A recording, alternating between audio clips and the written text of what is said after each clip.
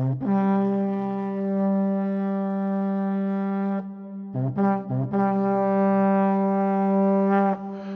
guys, welcome back to another Wolves Community Blog.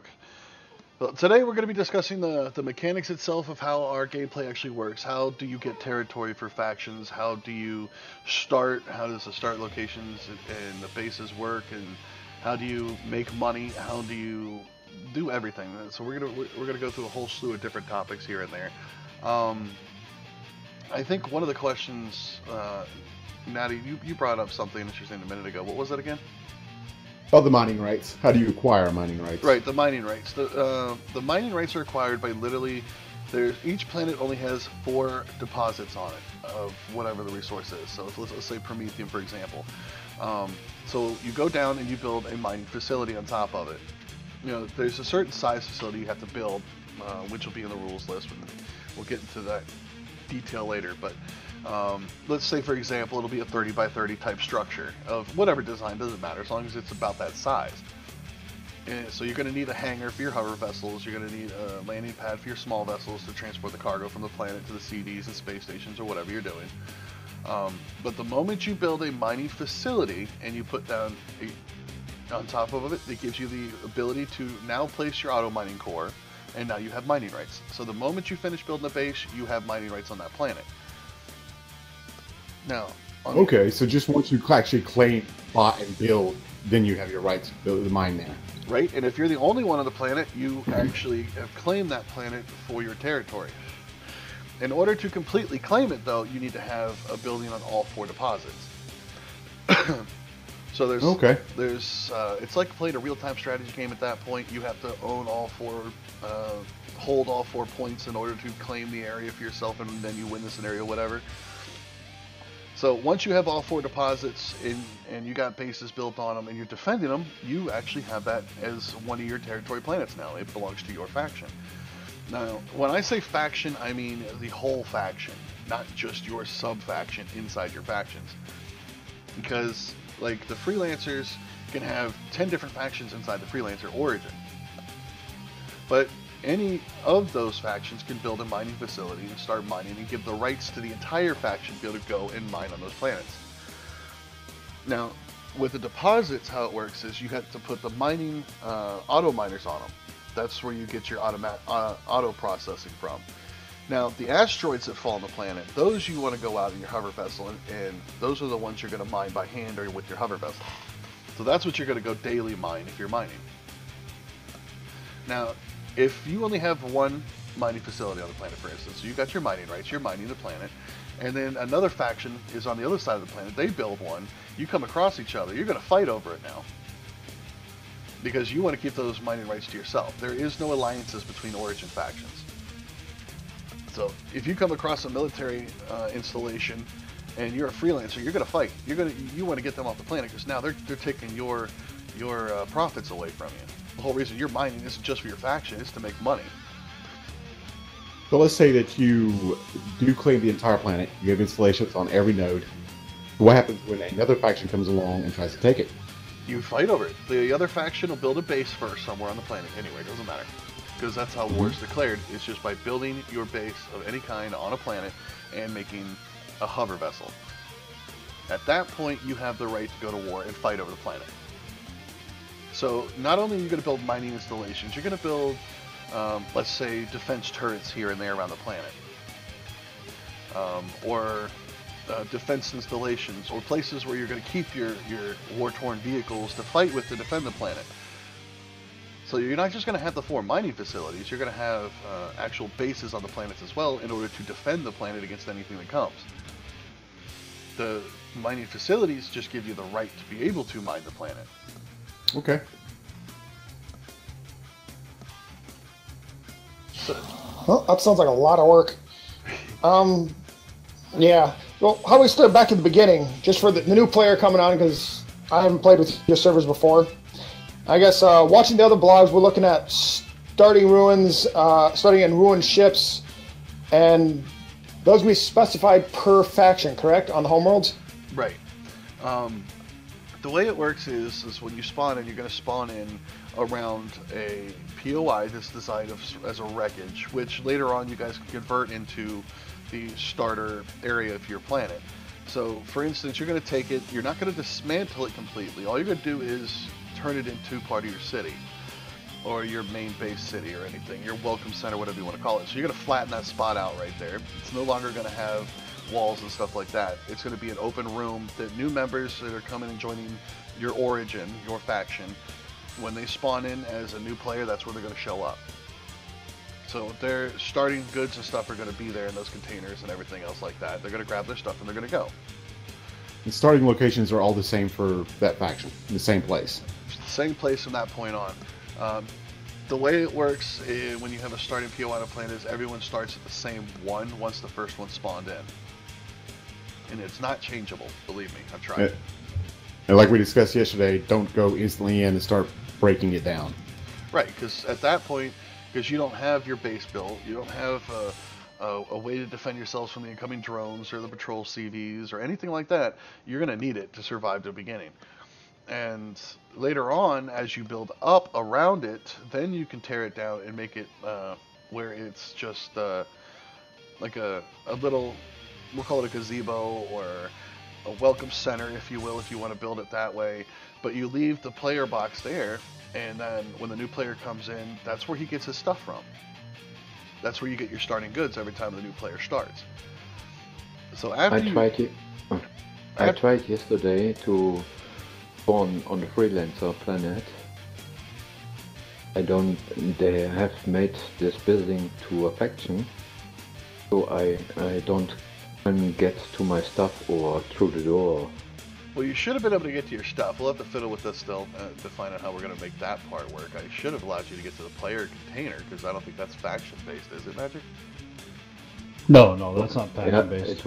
I don't get to the to the closet.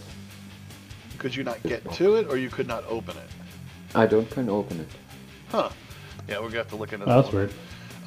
But the way that we've got it set up to work, which apparently if that's the case it's not working, is there won't be any doors or anything on the starter building or that you guys remodel or repurpose. So that way people that aren't in your specific faction can come and go as they please. But they should still be able to access the container. Yeah, when you have weapons in on the roof or in the room, they shoot you. Yeah. Okay, that's a good question. When you choose your faction at the beginning of the game, when you get into the game, are you automatically in that faction, or does someone have to bring you in? You're automatically in the origin faction, but you're not in any specific faction. You can even make your own faction at that point. But each faction, each origin start has a different guideline or rule that you have to follow, in essence of, like the military police, there's no sub-factions, they're all one faction. Mercenaries, they're all one faction. The rest of them, the lawless, which are pirates, the space nomads, which are like the space gypsies, and the freelancers can have as many factions as they want. So you can have 10 different corporations fighting over the same thing, but still working together for their own homeworld aspect or something like that.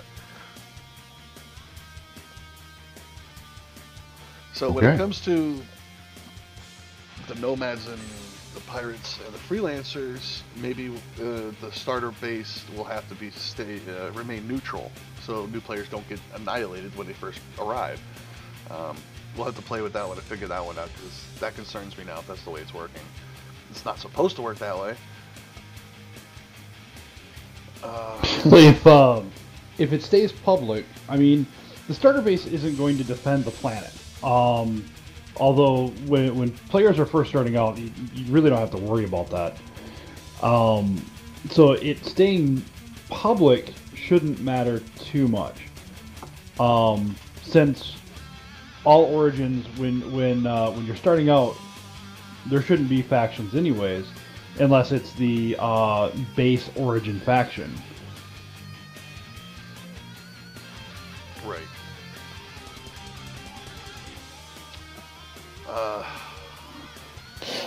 Right, different subject. Since this all requires a lot of resources to do some of these things, and the homeworlds each only have iron, correct? Right. Right.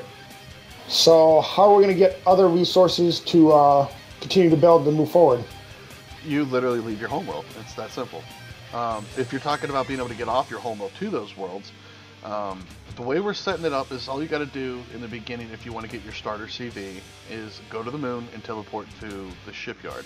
Once there, you get a piece of junk starter CD, which is enough to be able to go from system to system without a problem. It's small, it has nothing in it, it has only 4 cargo containers, it's enough to survive. Maybe a trip at a time, I should say. So you're going to be taking your CV and you'll go and you start mining. Otherwise, you're going to go to the asteroid fields in the center, which anyone can mine those at any time, but they only respawn every 7 days. Or I should say they only regenerate every 7 days. So anyone that gets there first each week, whenever they respawn, will be able to get to those resources first. Or you start building a base of any kind on a mining node on the planets and claim it for yourself and start mining. But you can also build your own CVs on your homeworlds just by taking over POIs and getting resources from the golems and everything else around there. The homeworlds aren't completely barren of all resources. There's the little rocks around the planet, you can mine those and get a little bit of resources here and there and build your own small stuff until you're ready to build those mining facilities and actually do real hardcore mining. Right. All planets have mineable rocks on them, so it's not the end of the world. It's not going to be so difficult that you can't do it. It's just going to be more time consuming doing it that way than it is actually becoming a mining mongrel, a monopoly miner, or whatever you want to call it, and then you'll be set for life kind of thing. But you also got to remember the other factions want the same thing. So if your prices are too high, or by the way it's selling or the way it's working, then they're going to just come and fight you for the rights on the planet. And gold is going to be a massive war zone. I already know it, because everybody has the right to be able to go fight over the planet and mine gold.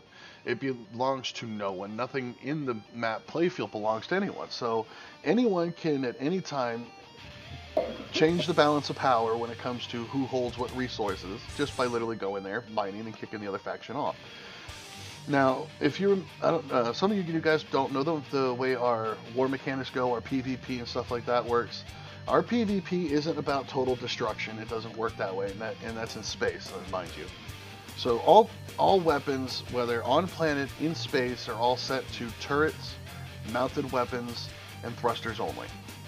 So the battles actually last longer, they're a lot more fun, and you know, before you fall out of the sky in a CV, you're going to have your guns and your thrusters shot out, and then you'll fall out of the sky. Your cores are not targeted by any vessels anywhere. It's actually against the rule to have any weapon targeting cores. So the battles last quite a bit of time, because the whole point of space battles is to be able to get what loot you can off their ships or space stations or whatever it is.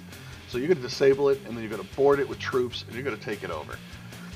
Now, when it comes to the planet-based wars, it's about total destruction. It really is. But you can't just take out a core or have your turrets automatically aiming at them. So when you're going with your hover vessel to take out the defenses, so you can actually move your troops in to actually take over the base or dismantle it, whatever you want to do, it doesn't matter at that point. But the way it works, after you disable the defenses, you move in, you take out any players that are left, you destroy the spawn, you take out the core, you claim it as your own. And that's how it works. Now, you win, and you know you've won in the territory as your faction when you remove all of the other side's bases. Otherwise, either taking them over, destroyed them, and they left the planet. If they don't have any spawns left on the planet, they're not going to be there. Now, it doesn't mean they can't come back and start another war with you and start all over again. You can go on forever. Okay, next question on that line, though, is because I'm a bloody noob and I'm going to die a lot. So I just got myself blown up and have no ship. Now what? You do the same thing as you did when you started. Go to the moon, teleport to the shipyard, and get another starter vessel. They're so cheap and so small, you can't just take 10 of them and remake it. Once it's gone, it's gone. I guarantee you the first time you get hit by another ship with artillery, it's not even worth trying to salvage anymore. So it's not a complete loss. So basically, the objective you want to do when you first start is make sure you get a base going on your homeworld. because you want a place to store whatever money you've made, whatever resources you have. You don't want to be flying around the galaxy and anything in your ship that you don't want to lose. Now, on the other hand, on the other side of that is homeworlds can be invaded too. No one can claim your homeworld, but they can absolutely raid your homeworld. So just like any other planet, they come down and they start building a base, they can go to war on your homeworld. So it's not set so it's the most secure, nobody can touch your stuff, it's never gonna happen. It can. So you want to build an installation big enough on your homeworld to fight off any invaders that could show up one day. And no, nobody's going to be able to do that from the beginning because everyone's in these cheap-ass starter vessels that I have inspected myself to make sure they are one-hit wonder dead bugs. You want to upgrade as quickly as possible. Now, the way you upgrade, and we've set up a progression system when it comes to the shipyard as well. So you've got these little tiny pieces of junk that these guys have been working on in the community, and they've actually turned out pretty cool. They're not pieces of junk. For being pieces of junk, they're pretty cool ships. But you start off in that one, and you want to go and start making a little bit of profit so you can buy one of the better ships that'll be sitting at the shipyard too. Like the ones in the showcases. Those aren't free. You actually have to buy those. So at this point, you're in this piece of junk that you can't even build yourself because you're not leveled up high enough anyways. So you're going to go and get yourself some money and buy a better ship that you can't even build because you don't have the levels to have it teched out that way. And then you could be more secure in yourself flying around because you're in something that's built better, more armored, and just all out more prettier. It has more weapons too. And that's when the grinding on your end will start to build the ships that you guys want for yourselves. If that makes a bit more sense. It does. Well, that kind of dovetails on the next question I had about money. Two ways. One, how do you make it, and two, how do you store it? Because I was reading some of the older rules. You said something about no ATM. Right. The reason why there's no ATMs is because if everybody keeps all their money in the ATMs, there's none flying around the server. There's no reason for any pirate to raid you. There's no reason for a gypsy to go rogue and become a pirate for the time that he decides to rob you. What's the point in the PvP if there's no spoils of war? So the way the economy works is, one, the gold. You mine the gold, you make your own money, you make your own profit, or you mine other stuff that the people with the gold have to buy it from you. So you have your credits, you have your gold, and the way it works is you can use the ATMs to convert the gold to credits if you want to use credits rather than gold as your counting system. But you want to build some type of bank in your own homeworld or a vault of some kind to hide and store, to keep your money secure for yourself and your faction. Now, it doesn't mean you only have the one place. You can have 10 different places you're storing everything. You can hide them on the planets that you guys are controlling in the universe. You can hide them on space stations that you design in the asteroid fields. It doesn't matter. All you want to do is keep it as secure as possible. And you know, the one thing is we have no offline rating anyway, so if nobody's on, nobody's stealing your stuff, so it doesn't matter. And one thing that we will be adding too is coin changers. So you'll be able to take the credit cards, and change them in for gold coins or gold bars. Although honestly, gold bars, because of course you can store more and they're worth more. Right. So when you go and raid Fort Knox on the military police's planet, you know you're going to get rich. It's an incentive to actually go and wage war. You'll be hunted, but you'll be rich. Exactly. So when you're going and trading, let's say you have a trade deal, and I'm going to use this as an example because it can happen. Let's say a pirate's trading has a trade deal going on with a freelancer. So they're meeting up in a location they agreed upon. So the freelancer has the resources, the pirate have the gold this time. So they get there and they decide they're going to trade. Now let's say all of a sudden one of the space nomads caught wind of this trade deal that's going on. They can come over and dismantle your guys' ship in battle and steal not only the gold, but the resources that were being traded as well. So if they're lucky enough, you know. if you're smart enough, you're not flying around in a piece of junk that's going to be taken out in one shot, and you're not going to be there without protection, for one. You're going to want to be there and have some type of protection, whether it be a fighter squadron flying around protecting you while you make the trade deal or something like that.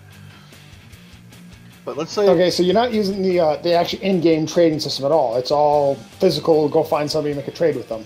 Right, but you can use the in-game trading system because we're basing all prices on what the traders are selling in that sector. So that way there's no conflicts about what the prices are. You can, all you do is you look at the market, you see how much it's being sold for, and that's what you can sell it for. And you can sell by Einstein ship. And you can buy and trade with Wallenstein at any time. Now, the faction, Wally's faction will be allowed to have up to 4 other players. So any of you builders out there and miners and genius master mechanics of these epic shipbuilding, you're more than welcome to come join Wallenstein. You're going to be handling the trade deals, buying and selling of the ships, the mining, and the building. So you'll be assisting Wally on those things. His faction is completely PvE only. There is no combat whatsoever. Anyone who buys and trade with Wally is done at his system. And the reason that is because what if there's, for instance, let's say the freelancers have all of the fuel in the galaxy. Let's say they actually have that planet, but not one of them are online. Well, you can't go fight them for it now, can you? You can't trade with them either. So now you're stuck with 2 options, trying to find them and buy it from one of the traders, which they never have enough. Or you go to Wally and trade with his faction, which he will have enough. So in the beginning of the game, everybody's going to be trading with Wally to start with because nobody else has anything to trade. But he's going to start with 10 million credits to be able to buy anything outright. So that way, you know, if you've got, let's say, Promethium to sell, you can take it to him and sell your entire stock load to him so you can actually start getting some gold for your faction to be able to buy and trade stuff as needed to boost the economy in the beginning. So that way we don't run into the same slump we did with the Season 4, where nobody had enough money at the beginning.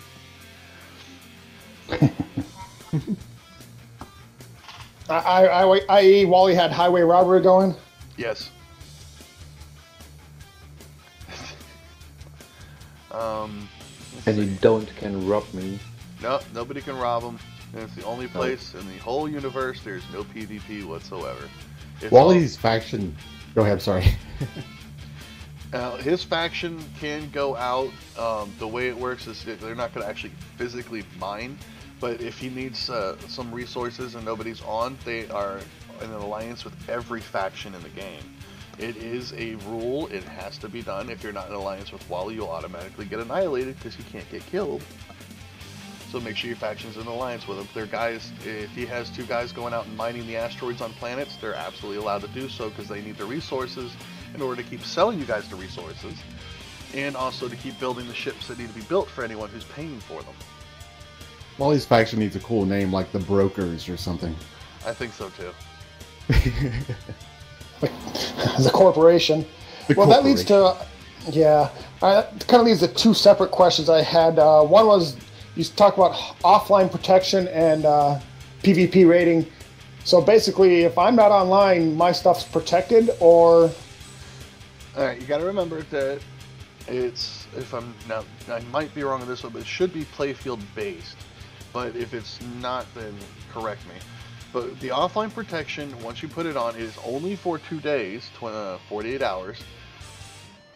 And it's specific to your faction, if I'm not mistaken. Faction base, yeah. So if you got 5 people in your faction, and you're not online, but the other 4 are, the offline protection is not on.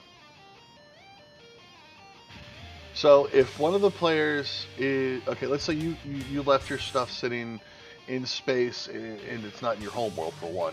Let's say it's just sitting in space over one of the planets that you guys are mining. And then, but the other 4 players are there mining the planet, and then all of a sudden that they're at war with another faction and they're fighting. Your ship, if you're, like I said, if you're stupid enough to leave it sitting there while you're offline, that's messed up. But it will be vulnerable to attack. It can be raided, just because it's on the play field. Now, the way you don't want to ever park your vehicle outside of your homeworld system if you're not going to be there. If you're working on a planet and mining, you want to keep your vessels safe and secure. So first of all, if you got a capital vessel and you're keeping it in orbit around a planet you're mining on, you're definitely going to want some type of installation to protect it as well.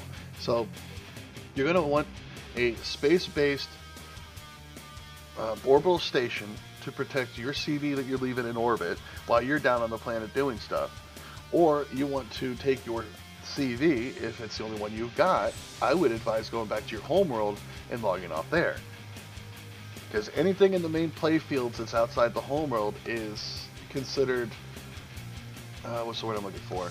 An active play field. So I'm not gonna. We used to have it set up so, you know, people would see a ship if it's not moving and nobody's on in the ship, and we would try to avoid it. There was too many ifs, ands, whats, questions, and this and that about it, and I'm not going through that again. If you're in the active play field outside of your homeworld, and you're not online, and the offline protection is off, it's fair game. Because if you're offline and nobody in your faction's online, the blue shield will be on it, and it'll be there for 2 days. That's the time you have. If you know for a fact that you have other players that play off the same time as you, and you're in their faction, I would advise just go back to your homeworld and leave your ship there, so that way it's going to be there when you come back. Okay, second question. This involves Wally. Basically, in order to buy something from Wally, we have to get a hold of him or one from his faction, correct? Right. Does Wally live online? Yes.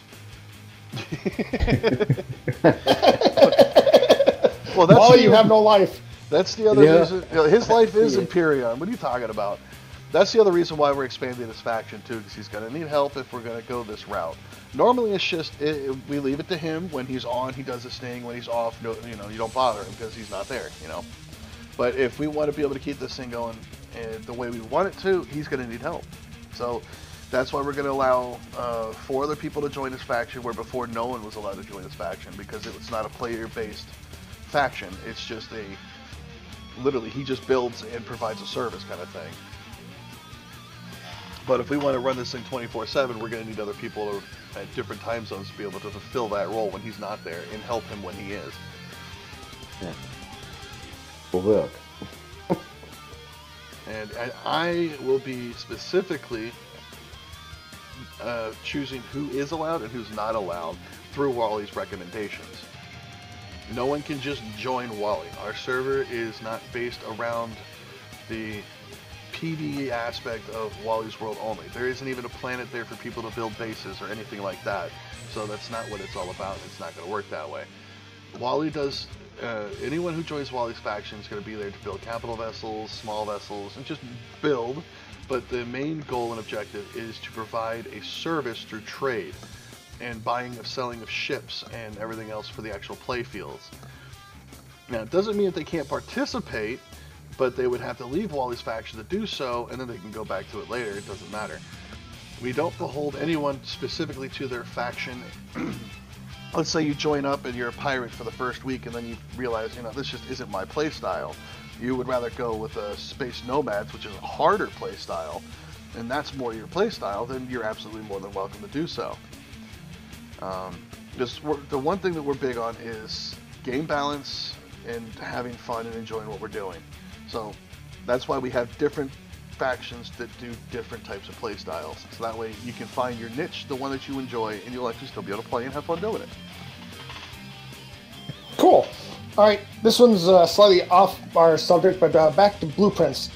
All right, no, there's no blueprints on the server, and I understand for balance reasons, but I do a lot of my builds in creative mode because it's easy to troubleshoot issues instead of trying to figure out survival.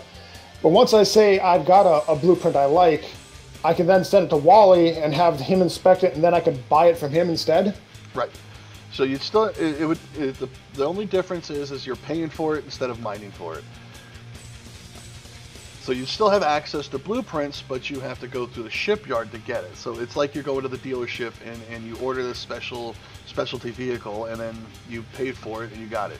So it would be the same prices as if you were done it in the game anyways. So there's no difference. And you don't have to wait for the spawn-in timer in the factory either. Does Wally accept the term resources? He only accepts gold as trade. He sells to you, or he pay physical cash in game for everything. Hence the reason why everybody's going to want the gold planet, or at least a right to mine on it. So they're going to fight over it.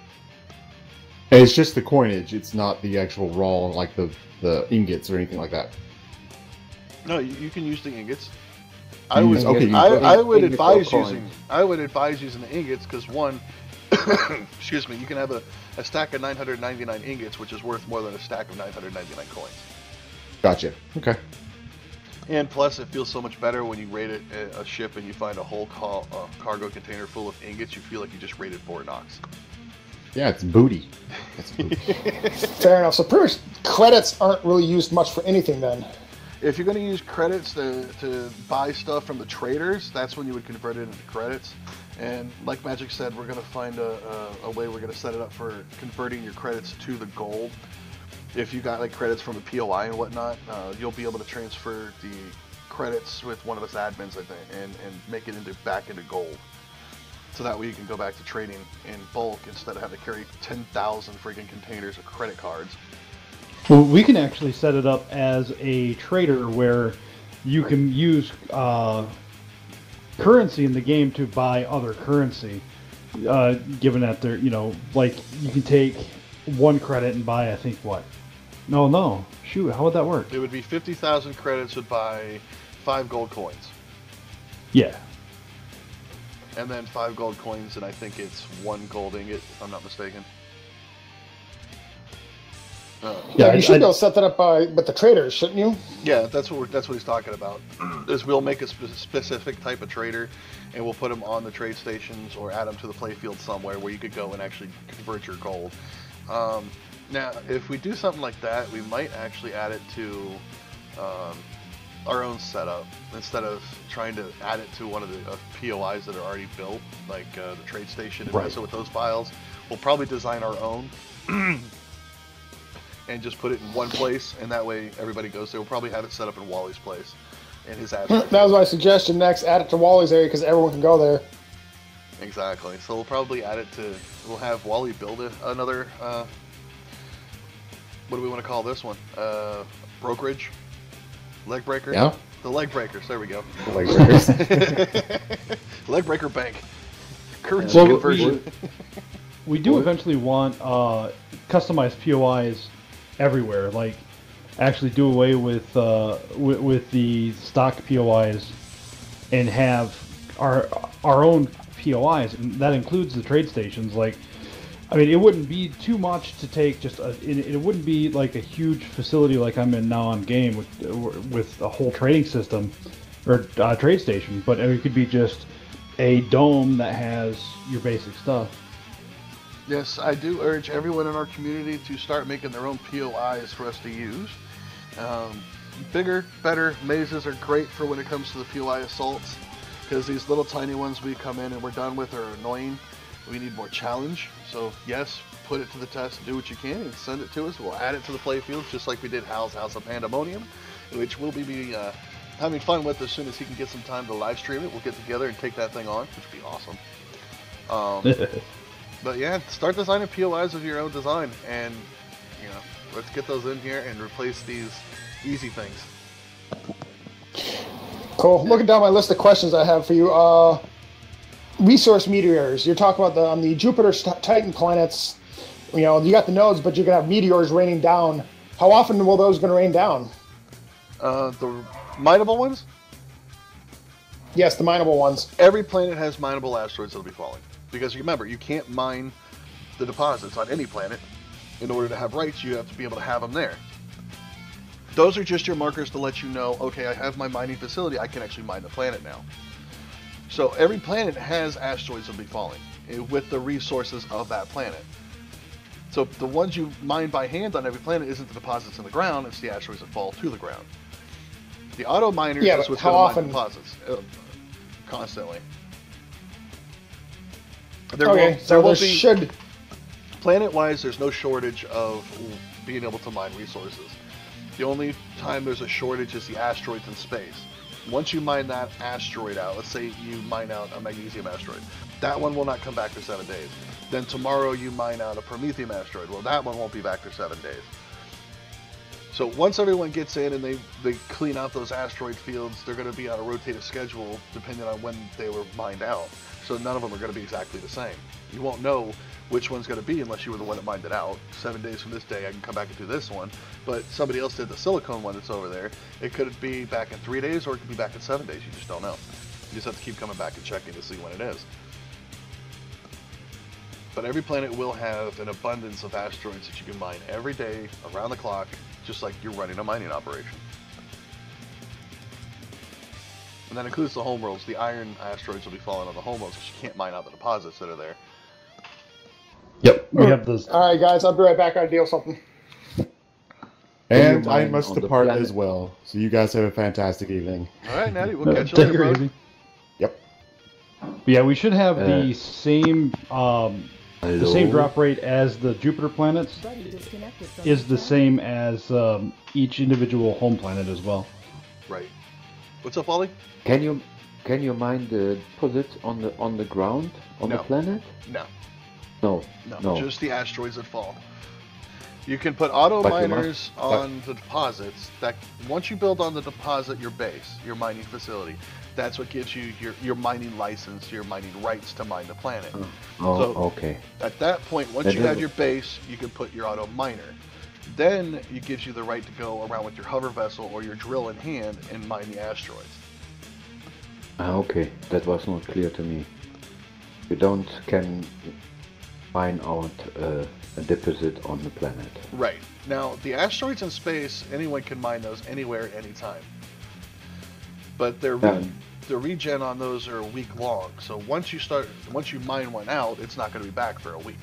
So if Yeah. everybody mines out all the asteroid fields, let's say the first day, then the only way to get resources for that whole entire week is to literally go to the planets. And there's not enough asteroids to supply any faction now. So you have to mine the planets in order to survive. The asteroids from the planet. No, the asteroids in space, the asteroid fields. Yeah, but when they are gone, you can only mine the asteroids. The planets. asteroids on the planet. Yeah. Right, those are the only ones that will be able to supply you around the clock. And then I have another issue. I was in my playfield and I looked to it, and it is much too much. What is there flying around? And it is when I put chips there and the playfield is come full, then you have Are we talking about the drones and the AI?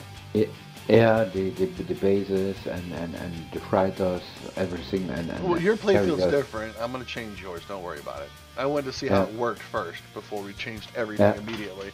So we'll work on that later. I'll remove most of those AI things out of there and see if I can soften Yeah. it up. You must. I wanted to make sure I left you with something to keep you entertained, but not a nuisance. Yeah, only the flying drones, okay, but not so much. And when I put chips in this playfield becomes, I think, full, and I have drops of Frame rate? yeah, that was the word. Well, Frame rate. right now The I've got frame over rate. Yeah, 200. Steve. I got over 200 drones running around in there. I'm Yeah. gonna give you like maybe 12. Yeah, that Just- is. I would to do keep that you- and Yeah. take out that center asteroid cloud. No. No, Those asteroid clouds kill frame rate. it's not the asteroid clouds. They kill my computer every time I go there. All right. Uh, When I'm done, you can check the difference. I'm not going to remove the cloud, but I bet you your frame rate will triple the moment I get rid of all those drones. It is, and it's when newcomers come to me and I get them by the ancient temple, and they fly with TVs and go. then they're dead before they on the end from the asteroid field. No, I'll change that so you don't have to worry about that part. That's not a problem. Yeah. Like I said, I was just tested to see how it was right now, and then we manipulate it as we go to make it better or worse or whatever you wanted. I'm a nomad with an heavily armored ship and weapons enough on it, and yeah, it's hard. Well, at least I know it's going to work hard out for well. Wally is good. No, it's not good for me. I'll take it down to where there's only like 6 patrols period of drones, and that's ridiculously easy. So that should cause no problems whatsoever. Yeah. That's 12 drones altogether. That is good. But I must park these ships there without heavily guarding. I must. Well, the way I'll do it is the drones won't be in they'll be towards the center. So every time they spawn in, they're gonna get blown up. So whenever you're done with building your base, these 12 little drones, as they spawn in 2 at a time, will just get exploded anyways by your turrets. It's not going to be a big deal. That's okay. I'm going to keep them I'm not going to put them on the outside, so they're always there bugging you and everybody else that fly around. But it'll be enough fun that it'll be fun to watch them explode. Yeah, and I can get stuff from them. Yep. And no freighters, no carriers. No carriers, no freighters, nothing fun, I promise. I took out a carrier, but I don't took out the spawn plates from the drone. And there was all drones. 50 drones around this carrier. Oops. Yeah, that was oops, yeah. All right, I do have another question coming from the forums. Traveling. Looking at the old rules, you had to travel all the way across the system before you could warp jump. How are we handling that this time around? That's actually a new rule. That's for this server, for the 6.0 update. We're implementing a system so people can't just warp out of combat to stay out of combat. It's like combat logging. So in order to, when you warp into a system, you actually literally have to fly to the other side in order to warp out. So how it works is you lock your target and you go to the other side of the playfield towards your target, and once you're on the other side, you warp out. So if you're on one side of a planet, you have to go to the other side of the planet. If you're on one side of the asteroid field, you go to the other side of the asteroid field. It's that simple. That way, everyone has more of a chance of coming across a pirate or the police if you are a pirate, and there's no playing for a month and never coming across anyone. It's a new way we're testing it out so we can have more interaction in space where we've had none. Okay. Well, you said you have to go, lock your target and then cross the system. If your target's on your side of the system, it's a shorter jaunt across the system? No, you go across the playfield. So basically, like I said, it's as simple as, okay, if you're in the Jupiter orbit, you have to go towards one of the other planets. Once you get to the other side of the other planet, then you can warp.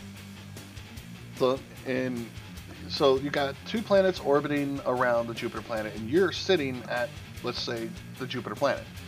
And your target's towards your left, and there's a planet to your left, you go to that planet. So if you go to the planet that's orbiting around the Jupiter planet, then that would be considered crossing the playfield. Let's say it's to the left, and there's no planet there. Pick a planet, you go towards that planet, and then once you get there, then you can warp. Okay, vaguely kind of understand what you're saying. In-game, it'll be easier to figure. When you're in-game looking at it, you'll understand. Maybe devs are listening, maybe implement a gravity well around the center of the playfield so they can't jump inside the center. So you have to go to the edges before you jump. Yeah, that would work. Except for when you warp into it, you're on the edge already, so you can just turn around and warp anyways. Well, if anybody remembers, But that would kind of make sense if you're just traveling through. Like if I got to jump to this system, and it's a mid system between 3 jumps. Well, here's the reason we're doing it. We used to transport gold, and we're still going to be transporting gold around the playfield. Now, if you want a chance to be able to get that gold from us, you'll never get that chance if all we do is warp out straight to our homeworld. So the pirates have no chance of ever catching us with our pants down. Ever. Period. They never did. So now that we have to I feel so sorry for Spange. It was kind of boring. So now that we have to go across the playfield before we're allowed to warp, he can actually sit in ambush if he actually goes to the right side of the playfield and catch us before we can warp. Now there's actually a threat to the military police while we're transporting gold. Now there's a chance that the pirates can get to actually be able to raid us, or anyone else for that matter. Where before, all you had to do was just warp out of the system and nobody had to worry about it. Nobody fought. It didn't matter. So this is more of a test. We're trying to see if it's going to work and how to make it work. And if it works, then great. If it doesn't, then we'll try something else. Like I said, we're all about balance. We're going to keep trying and changing things as we need to make it work right. See, back in the 90s, there was a game called Wing Commander Privateer. And, I remember that game. Yeah. In the Wing Commander universe, there was actual jump nodes. You had to be in this huge blue sphere in order to warp to the next sector. And if Imperium had incorporated something like that, that would be perfect. Exactly. I mean, that's what we're trying to do without the mechanics being there for us to do it.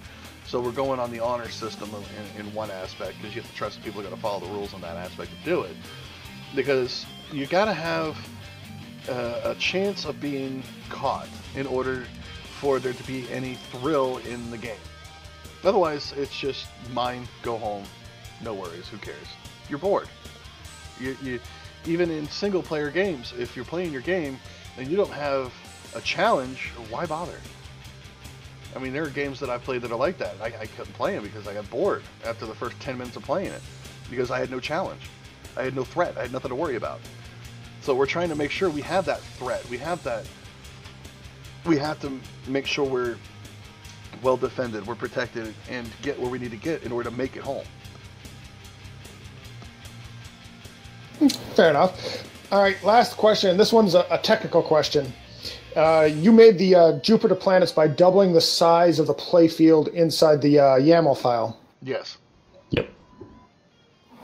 Okay, you just doubled it, or did you play around with the sizes a bit? Just doubled. Well, we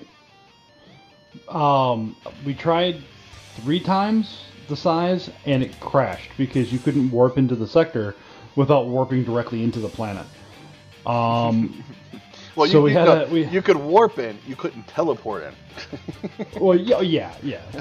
I tested the warp in. You can still warp in, but as an admin, if you teleported to it, you were already in the playfield, and it would crash. Okay, so change the size inside the YAML file for the planet. Also change the size of the planet on the space field, correct? Correct. Yes. Because there's an actual size and then playfield size, and we just doubled them both. Okay, so you found both settings and changed it. Right. Yep. And then we made them living hells. Increased gravity like a bigger planet would be, increased rocks flying down from the sky because there would be, gases everywhere, lava vents everywhere, nightmares everywhere, hellish temperatures during the daytime, freezing temperatures during the nighttime. It's going to be amazing. Wind speeds beyond hurricane strength. Your mother didn't hold you enough as a child, did she? No. No hesitation there. None. Now, on a side note, no, my mother was great. She's the best mother I could have ever hoped for. So, no, she was the best. But it doesn't mean I'm not going to say she didn't hold me enough as a child. I'll admit. I had to say something. Yeah, so basically, when you double the size, though. He hates us. He hates us. That I believe. Mapping though, when you change the size of the planet on the playfield itself, You said earlier you have some issues with the map, or has that been sorted out? Oh, we took care of it. It's all fine. There's no mapping issues. There's nothing like that you got to worry about anymore. There's no map tears or anything. It's all fine. Me and Magic have a bad habit of when it says do not touch, we play with it, we finagle with it, we make it work one way or another, just because we can. You can't tell either of us we can't do something, because we will do it and we will make it work, whether you like it or not. I'm actually working on another play field and Magic is too, where we're going to have full-size actual rings around the planet. So it's not just that one ring of asteroids. It's going to be a big, flat, long, wide ring like you see when you look at Saturn. You know how it's got that big ring around it? Well, we're trying to do the same thing. Ooh, that could take some work. That'd be cool, though. Magic has found the size one that we need to be able to adjust it. So we're going to be playing with that, trying to get that in. We're also trying to make it so we can make them tilt and other stuff like that. So be ready for new stuff to be coming on and new planets coming in with weird asteroid field rings and new things to look at. One thing I'm trying to do myself is, if you look at the asteroid fields now that I designed, and it looks like an exploded planet. It looks like a planet broke up and broke apart. I'm manipulating it so I can add an actual planet in the middle and still have that large ring asteroid around the outside and then this debris around the inside. So it actually looks like it's a world falling apart. That could be interesting to see. I'd look forward to seeing that. And I'm hoping if I can get it working and me and Magic can get the rings working and we can make it work, that we'll have these done and actually make the homeworlds look like that. And make them more unique than just a planet and a moon, because I can't stand that. I do want to change the moons up. I can't stand just the regular plain old moon anymore. It's driving me nuts. I'm gonna be trying to see if I can actually put an asteroid field ring around moons. So have you ever seen those stupid cartoons when we were younger, where the moon or the planets had two rings around it, but they were like an X? Yeah. That's what I want to do to the moons. It shouldn't be too bad. You have to find a way to shrink the ring, though, to make it fit. Well, like I said, Magic found the variable we needed to change the size of them. Now I just got to see if I can get them to add it to the play field of the moon. I have never tried it before, but that's one of the things. And what I'm talking about right now, me and Magic only just started talking about it yesterday, the day before. So these are all new things we're going to try and get done before this weekend. We got less than a week to be finished here. We want to get playing. I have yet to have any time myself to actually play on our server whatsoever. So I'm really hoping that we can get this all done before this Saturday coming. We can release it this weekend and actually start playing for real. And start Season 5 finally. Mm-hmm. I think I'll find a tier for you somewhere, maybe. Buddy joined your channel. You'll still be on longer before I will. Last question. Has anyone played with the terrain generator at all? The terrain editor? Magic. I messed with it a little bit, but I haven't made anything I could incorporate just yet. Is it easy to use, hard to use, understand? Like I said, for me, I've been too busy. I haven't even messed with it. Because, one, I've never used it before, and we're too busy manipulating our own planets our own way. So for me, I couldn't even tell you. I couldn't even fathom a guess. I was going to play with it afterwards. It's fairly straightforward. It's not unlike anything I've messed with before. I mean,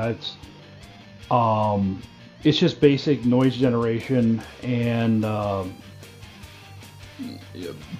elevation. I mean, it's interesting. It's definitely a nice addition.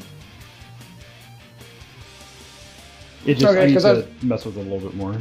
Yeah, I was trying to dig through the forums. I didn't see a lot of people playing with it much, or putting much into their comments about it.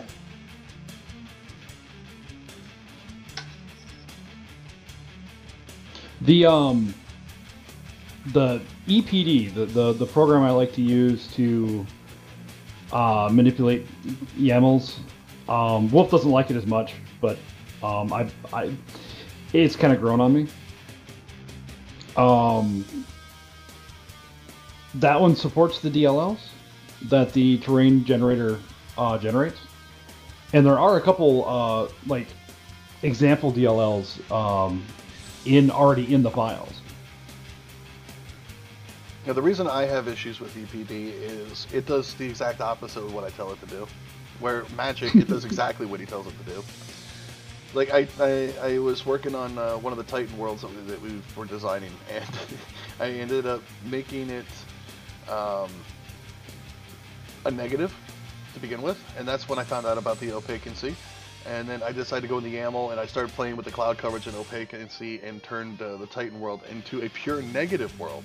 So when you went into the playfield, it was literally just, at night, all black with streaks of these purples and blues and greens. And then during the daytime, it was all white with little black stripes of blues and greens and pinks and stuff like that. It was pretty cool.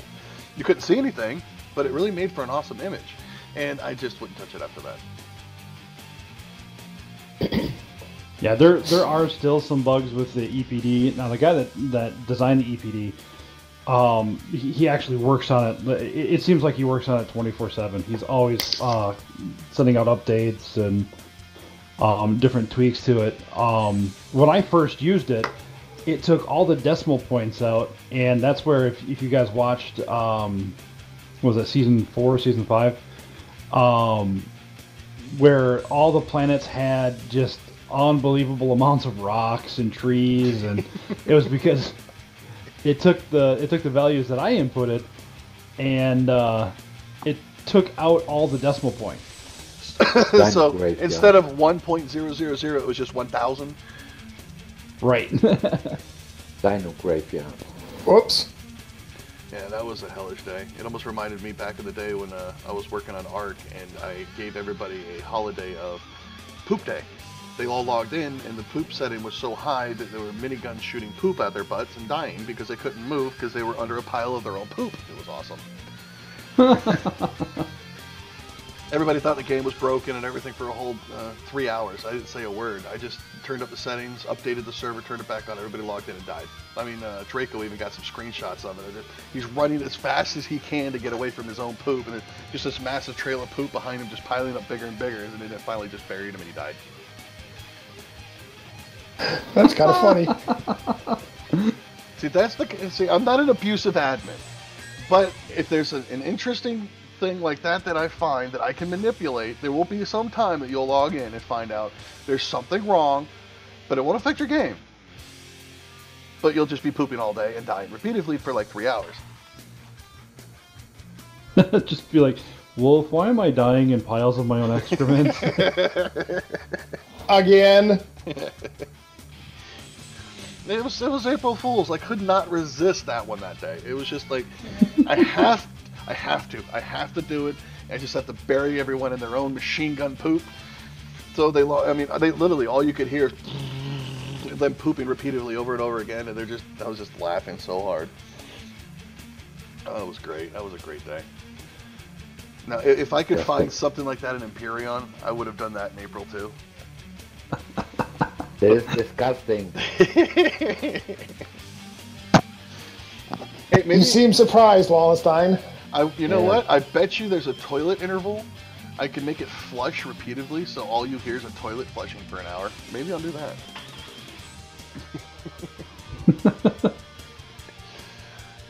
Alright, guys. Well, I think that's about it, unless you guys have any more questions. Got anything else for today? No, I'm good. Got anything on your mind, Magic? No, I think we pretty much covered everything. Well, you guys, feel free to absolutely ask us anything you got in the questions, anything we might have left out. This one, all the comments, I will be answering everything that you have for how our system works and stuff like that. For the next couple of hours, I'll sit there and make sure I get through all of the questions you have. If we missed any during the actual discussion of how things work, how we do stuff, and things like that. But I hope you enjoyed the episode. Yeah, on the basis you don't have a weapon request thing. Weapon request thing. No, on the basis you can have weapons so many you Want. On planet, yeah, there's no limit to weapons on planets, just your spaceships. And bases in space?